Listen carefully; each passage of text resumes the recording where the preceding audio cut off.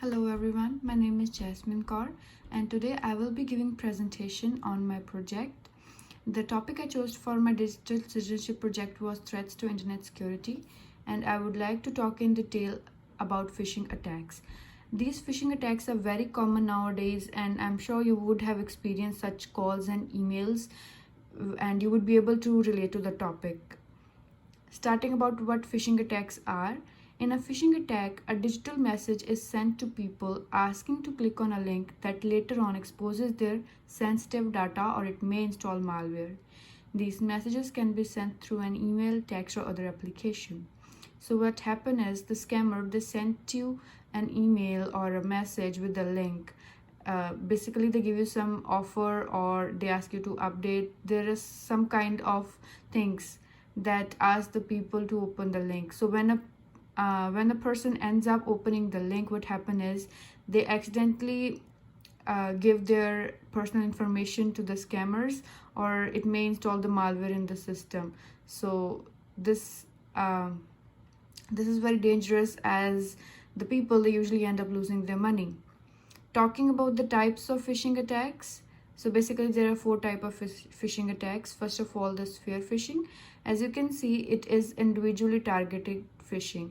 What happens in spear phishing is these attacks are personal and involve the personal information of an individual, like interest, recent online activities and purchases, etc. So basically they get hold of your personal information. Talking about next, whaling attacks.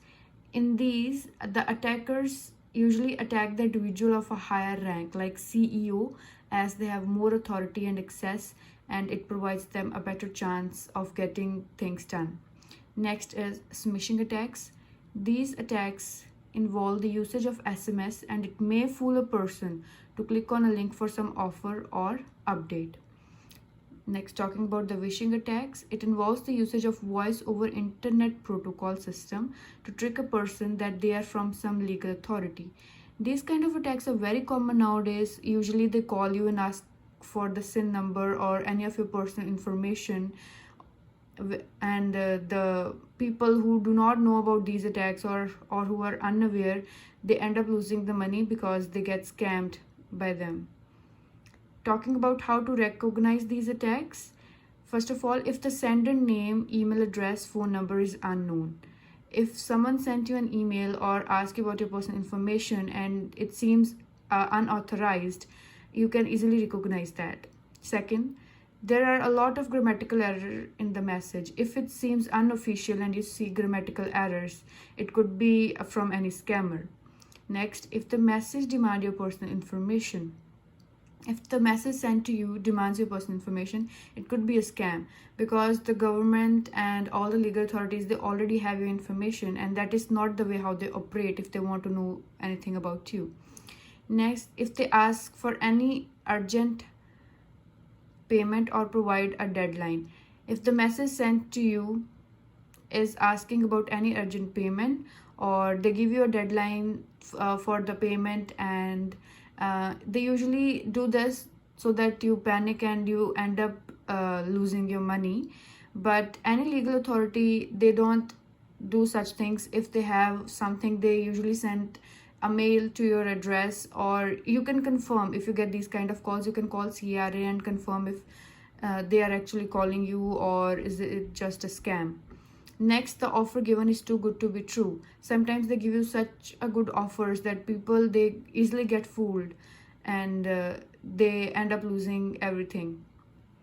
Next, talking about what to do in such situation. So what you can do if you are in this kind of situation. First of all, be alert. Alertness is very important because it would help you to save yourself and your money. Be alert if the message demands money or personal information. First of all, if it is clear, if it is demanding money or personal information, the first thing that should come into your mind, it could be a scam, and you should be more careful about these things. Second, do not make any payment and inquire about the caller. If they sent you an email or a message, or they're calling you, first of all inquire about them and then proceed. Do not open the link. Do not open the link sent in an email from an unknown email address. If the email address is unknown to you, it looks unauthorized, do not open the link sent in it.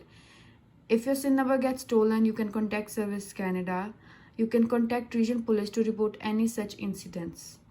So these were the basic things that I wanted to talk about, and I hope that it has made clear in your mind what phishing attacks are and what you can do in these kind of situations.